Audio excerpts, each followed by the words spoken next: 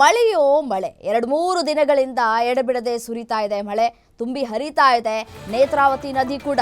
ಧರ್ಮಸ್ಥಳ ಸಮೀಪ ನೇತ್ರಾವತಿ ನದಿಗೆ ಇಳಿಯದಂತೆ ಸೂಚನೆಯನ್ನ ಕೂಡ ಕೊಡಲಾಗ್ತಾ ಇದೆ. ನದಿಗೆ ಇಳಿಯದಂತೆ ಭಕ್ತರಿಗೆ ಅಧಿಕಾರಿಗಳು ಸೂಚಿಸ್ತಾ ಇದ್ದಾರೆ.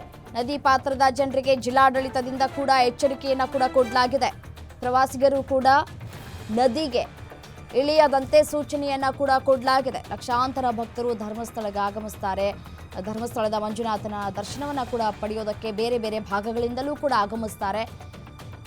ಇನ್ನು ನೇತ್ರಾವತಿ ನದಿಯಲ್ಲಿ ಸ್ನಾನ ಮಾಡಿದ್ರೆ ನಾವು ಮಾಡಿರುವಂತಹ ಕರ್ಮ ಪಾಪಗಳೆಲ್ಲವೂ ಕೂಡ ಕಳೆದು ಹೋಗುತ್ತೆ ಅನ್ನೋದು ಹಿಂದಿನಿಂದ ಬಂದಿರುವಂತಹ ಪ್ರತೀತಿ. ಬಟ್ ಆದರೆ ಈ ಮಳೆ ಏನಿದೆ, ಸಾಕಷ್ಟು ಮಳೆಯಾಗಿರುವಂತಹ ಹಿನ್ನೆಲೆಯಲ್ಲಿ ನೇತ್ರಾವತಿ ನದಿ ತುಂಬಿ ಹರಿತಾ ಇದೆ.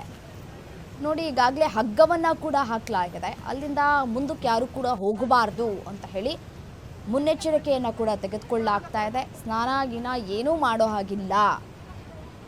ಯಾವಾಗ ಬೇಕಾದರೂ ನದಿಯ ನೀರಿನ ರಭಸ ಹೆಚ್ಚಾಗುವ ಸಾಧ್ಯತೆ ಇರುತ್ತೆ. ಸೊ ಹಾಗಾಗಿ ಮುನ್ನೆಚ್ಚರಿಕಾ ಕ್ರಮವನ್ನು ಕೂಡ ತೆಗೆದುಕೊಳ್ಳಲಾಗಿದೆ. ಮತ್ತು ಅಲ್ಲಿ ಸಿಬ್ಬಂದಿಗಳನ್ನು ಕೂಡ ನಿಯೋಜನೆ ಕೂಡ ಮಾಡಲಾಗಿದೆ. ಯಾರೂ ಕೂಡ ನದಿಯ ಹತ್ತಿರ ಕೂಡ ಸುಳಿಯುವ ಹಾಗಿಲ್ಲ ಅಂತ ಹೇಳಿ ಎಚ್ಚರಿಕೆಯನ್ನು ಕೂಡ ಈಗಾಗಲೇ ತೆಗೆದುಕೊಳ್ಳಲಾಗಿದೆ. ಧರ್ಮಸ್ಥಳಕ್ಕೆ ಬಂದವರು ಅಲ್ಲೇ ರೂಮ್ ಮಾಡಿಕೊಂಡು ಅಲ್ಲೇ ಸ್ನಾನ ಮಾಡಿ ಆನಂತರ ದೇವರ ದರ್ಶನವನ್ನು ಪಡೆದುಕೊಂಡು ವಾಪಸ್ ಆಗಬೇಕಾಗಿದೆ. ಮತ್ತು ಧರ್ಮಸ್ಥಳಕ್ಕೆ ಹೋಗಬೇಕು ಅಂದರೂ ಕೂಡ ಈಗ ಸ್ವಲ್ಪ ರಿಸ್ಕೆ, ಯಾಕಂತಂದರೆ ಧಾರಾಕಾರ ಮಳೆ ಆಗ್ತಾ ಇದೆ.